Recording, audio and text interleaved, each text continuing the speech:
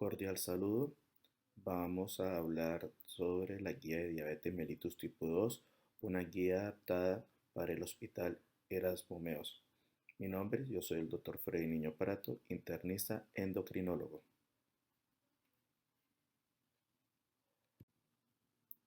En la presente diapositiva estamos viendo que la diabetes mellitus es un problema a nivel mundial. Estudios epidemiológicos han determinado el incremento progresivo de esta enfermedad en los diferentes continentes.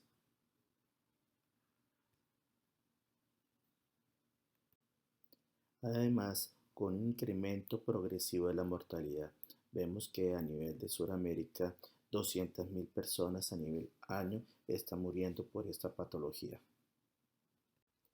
Y esto lleva a múltiples gastos en nuestro sistema de salud.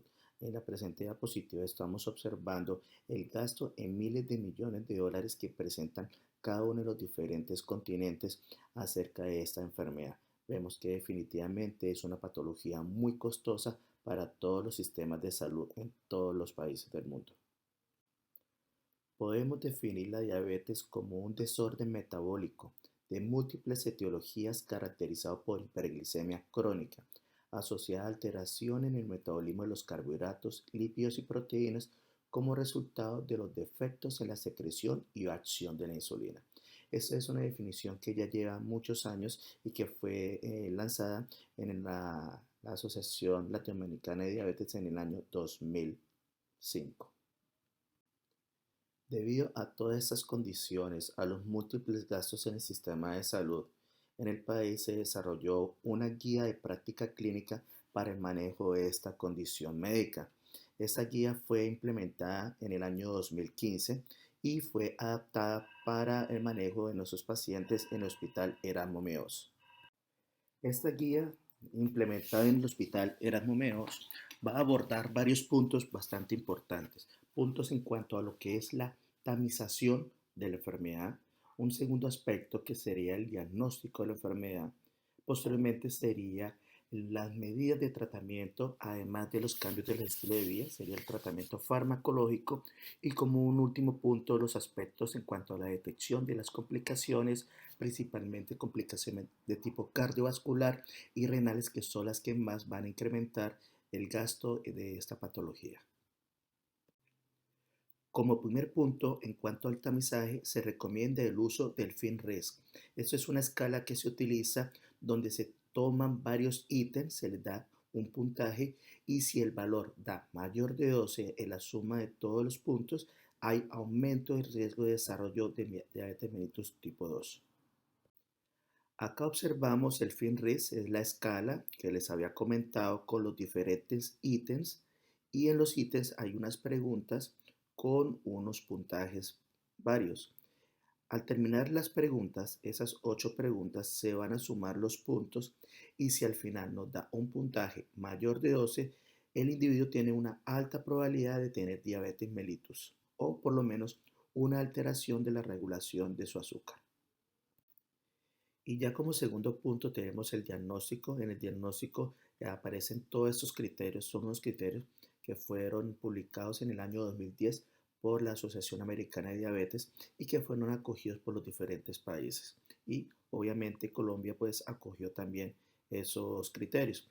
Tenemos entonces dentro de los criterios paciente que presente glicemia en ayunas mayor o igual a 126, paciente que tenga glucosa postcarga de 75 gramos de glucosa mayor de 200 miligramos por decilitro. Esta toma se debe realizar 2 horas después de la ingesta de los 75 gramos de glucosa. Paciente con síntomas clásicos de hiperglicemia, dados por polipsia, poliuria, pérdida de peso o crisis hiperglicémica con glucosa al azar mayor de 200. O paciente que tenga hemoglobina glicada mayor del 6.5% usando un método de certificación por el Programa de Estandarización de Glicohemoglobina Nacional. Y aparece también unos estados prediabéticos. Los estados prediabéticos son dos: el paciente que tiene glicemia anormal en ayunas mayor de 100 o menor de 126, o los pacientes que tienen intolerancia a la glucosa, son los pacientes que tienen glucosa, una glicemia en ayunas mayor de 140 pero menor de 200 después de haber recibido una carga de glucosa de 75 gramos de glucosa. Como tercer punto en la guía tenemos el manejo. En el manejo, el objetivo fundamental del tratamiento consiste en lograr cambios en el estilo de vida. Estos cambios deben conducir a un control metabólico permanente mediante la normalización y mantenimiento del peso y además incremento persistente de la actividad física. La guía es muy enfática en poder hacer hincapié en todos estos cambios en el estilo de vida, porque son los cambios del estilo de vida que lleva a mejorar toda la parte metabólica del individuo. En cuanto al ejercicio, ellos recomiendan incrementar actividades como montar bicicleta, caminar, nadar, bailar, movimientos, actividades que tengan movimientos repetitivos de un mismo grupo muscular. La frecuencia cardíaca, cuando se debe hacer esa frecuencia, debe ser la equivalente a 220 menos la edad multiplicado por un factor que es 0.7. Y se recomienda como intensidad en cuanto a minutos, 150 minutos por semana de intensidad de actividad física. Ya en el manejo inicial del individuo, cuando ya tiene diagnóstico de diabetes mellitus tipo 2 recién diagnosticada, no se recomienda solamente el tratamiento con los cambios del estilo de vida. Esto tiene una fuerte recomendación. Se recomienda, además de los cambios del estilo de vida, iniciar tratamiento farmacológico con metformina de una forma simultánea a los cambios de estilo de vida para mejorar el valor de la hemoglobina glicada para que esté muy cercano a la meta que nosotros deseamos para ese individuo, también con una muy buena evidencia. Ahora bien, si la diabetes mellitus tipo 2 recién diagnosticada, los niveles de la hemoglobina glicada son superiores a 8, se recomienda iniciar terapia combinada, siempre metformina con algún otro antidiabético oral, con un fuerte valor de evidencia, debido a que si utilizamos la monoterapia en este tipo de pacientes, muy posiblemente vamos a fracasar en llegar a las metas prontamente. Por eso es la recomendación de iniciar tratamiento conjugado con otro medicamento antidiabético oral. Ya en los pacientes que tienen diagnóstico de diabetes mellitus tipo 2, el otro medicamento, además de la metformina, para inicio de terapia dual, la recomendación es utilizar un inhibidor de la EPP4 con una muy buena evidencia a esa época. Estamos hablando que estas guías fueron desarrolladas en el año 2014 e implementadas a partir del año 2015, donde los medicamentos como los inhibidores del SGLT2 no tenían tanta evidencia clínica como lo tienen actualmente. De ahí que la siguiente recomendación era que en los pacientes diabéticos tipo 2 recién diagnosticados, en quienes se decía terapia combinada desde el inicio, se sugiere la combinación de metformina como inhibidor de la SGLT2 como una alternativa a la combinación de metformina con inhibidor de la EPP4. Acá la recomendación era fuerte a favor también con un nivel de evidencia que ya era mucho menor. El otro escenario que podemos tener es el paciente con diabetes mellitus tipo 2 recién diagnosticado y que los valores de hemoglobina glicada sean mucho más elevados. La guía recomienda que ya cuando tenemos niveles de hemoglobina muy elevados, mayores del 9%, y que aquellos que no puedan utilizar la combinación de metformina con inhibidores de la EP4 o con un inhibidor del SGLT2, se recomienda el uso de una sulfonilurea, siempre y cuando no tenga riesgo elevado de hipoglicemia. Y la recomendación tiene que ser siempre por encima de la hemoglobina glicada por encima de 9, debido a que si se utiliza por debajo de 9, el riesgo de hipoglicemia es mucho mayor. Entonces, si el paciente recién diagnosticado está contraindicado el uso de una sulfonilurea, está contraindicado el uso de un inhibidor de la EPP4 o un SGLT2, el uso de la sulfonilurea vendría solamente cabida si el paciente tiene hemoglobina glicada por encima de 9 y que no tenga riesgo de presentar hipoglicemia. Ahora bien, si el paciente tiene diagnóstico de diabetes mellitus tipo 2, utilizar la combinación de metformina con una tiazonediona no es recomendado debido a que aumenta el riesgo de desarrollar edema, falla cardíaca o fractura. Esto con una recomendación fuerte en su contra al uso de esta combinación. Además, como ya les había comentado, el uso de las sulfonilurias no se debe utilizar cuando la filtración glomerular está por debajo de 30, a excepción de la glipicida, donde esa sí se pudiera utilizar siempre con mucha precaución. Y si se presentan hipoglicemias con el uso de sulfonilurea, se debe considerar inmediatamente el cambio a otro medicamento que no produzca hipoglicemia. Bueno, ahora bien, si nosotros ya hemos iniciado tratamiento al individuo, tenemos que hacerle un control a los 2 o 3 meses para mirar cómo está su parte metabólica. Obviamente vamos a realizar el estudio de la hemoglobina glicada y aquí se van a presentar varios escenarios. Un primer escenario será los pacientes diabéticos tipo 2 que se les inició metformina como monoterapia y no alcanzaron a tener una meta de hemoglobina glicada a la que nosotros esperábamos, lo ideal, por debajo de 7. En este escenario se recomienda adicionar un segundo antidiabético oral, con una fuerte recomendación y una muy buena evidencia.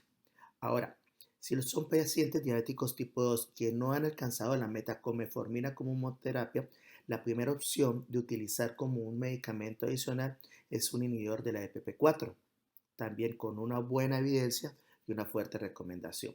Sin embargo, vuelvo a mencionar, esas eran guías del año 2014 implementadas en el 2015, en donde no había suficiente evidencia del uso de los inhibidores del SGLT2.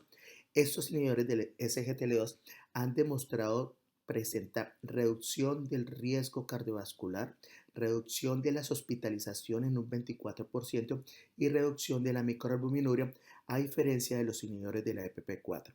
De por sí, que actualmente las guías dicen que después del uso de la metformina, una muy buena opción si el paciente tiene riesgo cardiovascular o tiene compromiso renal o tiene hipertensión, la recomendación es utilizar un inhibidor del SGLT2. Ahora, si hay una contraindicación para el uso del DPP4, una opción en la guía del 2015 decía de poder iniciar un inhibidor del SGLT2 para el manejo de este paciente. El otro escenario en cuanto a la falla del manejo inicial son los pacientes diabéticos tipo 2 que no han alcanzado la meta terapéutica con metformina como monoterapia y se sugiere agregar una sulfonilurea que tenga bajo riesgo de hipoglicemia como la glimepiridina o la glicazida cuando no estén disponibles o están contraindicados los inhibidores de la EPP4 o los inhibidores del GSGT2. Una recomendación obviamente débil pues por el riesgo que pueden presentar estos medicamentos para desarrollar hipoglicemia. Se sugiere la adición de un agonista del GLP-1 al manejo de los pacientes con diabetes mellitus tipo 2 que no han alcanzado la meta terapéutica con metformina por el potencial beneficio que tiene en cuanto a la reducción de peso estos medicamentos, los GLP-1 como principalmente el liraglutide que tiene también estudios de reducción del riesgo cardiovascular. El otro escenario que podemos tener son los pacientes que son diabéticos y que ya tienen falla terapéutica de la combinación de dos medicamentos. Ya no han llegado definitivamente a la meta de hemoglobina glicada. Entonces, en esos pacientes que no han llegado a la meta y que además no están obesos, una recomendación es iniciar insulina basal, una recomendación débil con una calidad de evidencia moderada. Preferiblemente se recomienda la adición de un agonista del GLP-1 como tercera medicación antidiabética a los pacientes que fallan la terapia oral combinada y que sean obesos, debido pues a su beneficio en cuanto a la reducción de peso. Y además, uno de esos medicamentos se recomienda el uso del SGLT2, el inhibidor del SGLT2, debido a que ese también ha demostrado reducción de peso en los pacientes. Debemos nosotros ya tener en cuenta siempre cuando nos estamos enfrentando a un paciente diabético tener unas metas. Y este ya es el siguiente punto de la guía en donde debemos manejar al paciente no solamente pensando en una teoría glucocéntrica, sino también mirar otros parámetros.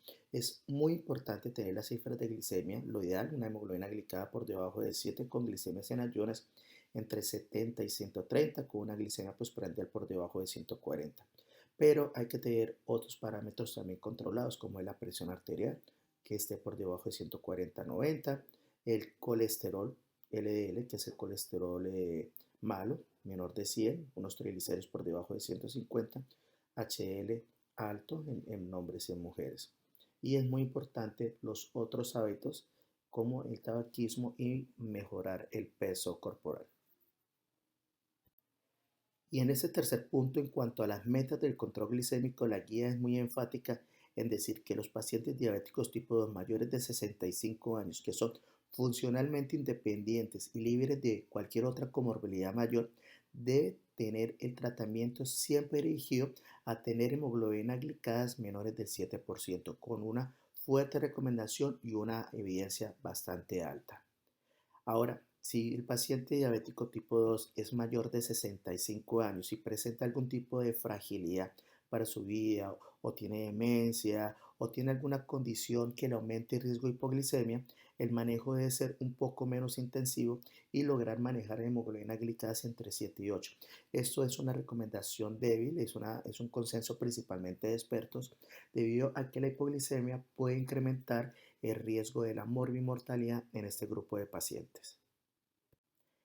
Del mismo modo, en los pacientes diabéticos tipo 2 que se encuentran ya en cuidados del fin de la vida, se sugiere limitar el objetivo del tratamiento glicémico. Hay que simplemente evitar que el paciente vaya a presentar hiperglicemia sintomática, pero ya las metas de glicemia y hemoglobina glicada ya desaparecen en ese tipo de pacientes. Ahora, en los pacientes diabéticos tipo 2 y que tienen antecedentes de enfermedad cardiovascular, no se recomienda la intensificación del tratamiento para alcanzar un valor de hemoglobina glicada cercano a lo normal de 6.5. Obviamente porque en ese tipo de pacientes en donde nos vamos a acercar mucho al valor de normalidad de 6.5, la hipoglicemia puede llevar a la liberación de catecolaminas y esas catecolaminas pueden aumentar el consumo de oxígeno miocárdico y puede incrementar o empeorar la enfermedad coronaria. Y ya como último punto de la guía, el cuarto punto es la detección de las complicaciones, principalmente complicaciones cardiovasculares y renales, que son las que menos incrementan el costo en salud. En los pacientes diabéticos tipo 2 sin síntomas de insuficiencia coronaria, se sugiere no hacer tamización para enfermedad arterial coronaria. Eso es una recomendación débil en contra de realizar esa tamización con una calidad de evidencia baja. Se entiende que la diabetes mellitus tipo 2 es un equivalente al ginoso. Se sabe que un paciente diabético tipo 2 tiene un riesgo entre 2 a 4 veces mayor de sufrir un evento coronario en comparación a las personas que son diabéticos. Por eso, los estudios epidemiológicos tienen como la diabetes como un equivalente de enfermedad coronaria. Ahora, por ser un equivalente de enfermedad coronaria, los pacientes diabéticos tipo 2 se deben controlar estrictamente todo su riesgo cardiovascular. Hay que vigilar la presión arterial, hay que vigilar los lípidos, hay que vigilar el tabaquismo, el sedentarismo. Todo esto hace que nosotros tengamos entonces que tener una fuerte manejo, un manejo bastante estricto de todos estos parámetros para lograr que nuestro paciente diabético no vaya a desarrollar una enfermedad coronaria. Ahora, dentro de las pruebas tamizajes para enfermedad coronaria está la prueba de esfuerzo convencional, el ecocardiograma con estrés farmacológico o las imágenes de perfusión por medicina nuclear. Un electrocardiograma no nos sirve como tamizaje para de enfermedad coronaria debido a su baja sensibilidad y especificidad. Para la detección de complicaciones renales en los pacientes diabéticos tipo 2 se sugiere iniciar el tratamiento con un inhibidor de la enzima convertidora de angiotensina o un antagonista de receptor ARA2 cuando se detecte microalbuminuria persistente y así tenga o no tenga hipertensión arterial. Ya es muy claro que si el paciente es diabético y hace hipertensión arterial, se debe iniciar tratamiento con esos medicamentos, con un inhibidor ECA o con un ARA2. Pero si el paciente tiene microalbuminuria persistente, así no tenga hipertensión, se debe iniciar cualquiera de estos dos medicamentos. La recomendación es débil a favor de la intervención con una calidad de evidencia moderada. Se entiende como microalbuminuria la que se presenta como 30 miligramos de albuminuria por gramo de creatinuria en muestra aislada en primera orina de la mañana, o con una recolección de orina de 24 horas más de 30 miligramos de albúmina en orina recolectada durante las 24 horas. Ahora bien, no se sugiere dar tratamiento con IECAS o ARA2 para pacientes que son diabéticos y que no presenten hipertensión arterial y que no presenten microalbuminuria. También una recomendación débil en contra de la intervención, o sea, el uso de estos medicamentos con una calidad de evidencia moderada. Y la prueba de tamización para las complicaciones renales se hace con la microalbuminuria. Esa se debe hacer anualmente desde el momento del diagnóstico. Ahora, si el paciente presenta ya microalbuminuria, esa pudiera ser de manera transitoria, por eso se debe confirmar la presencia de esa microalbuminuria por lo menos con 2 o 3 mediciones con intervalos entre 1 a 2 meses para confirmar si presenta o no presenta la microalbuminuria. Además de la microalbuminuria, se debe hacer un cálculo de la tasa de filtración glomerular. Si la tasa de filtración glomerular está por debajo de 60, estamos ante un paciente con una nefropatía diabética. Nosotros todavía no podemos llamar nefropatía diabética si no hay compromiso de esta tasa de filtración glomerular.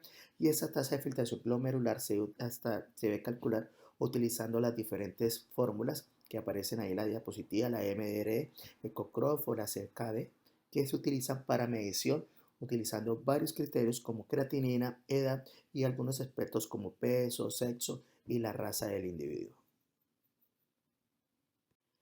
Ahora bien, en el paciente diabético tipo 2 es muy importante el control estricto de la hipertensión arterial, porque el controlar esta hipertensión va a prevenir o va a reducir la progresión hacia la nefropatía diabética. El medicamento de elección tiene que ser un inhibidor ECA o un ARA2 para manejar las cifras de tensión arterial.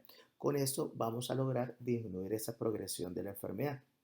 Ahora, si nosotros no logramos el control adecuado de las cifras de tensión arterial, sistólica por debajo de 140, diastólica por debajo de 90, está indicado utilizar otro medicamento antihipertensivo con otro mecanismo de acción.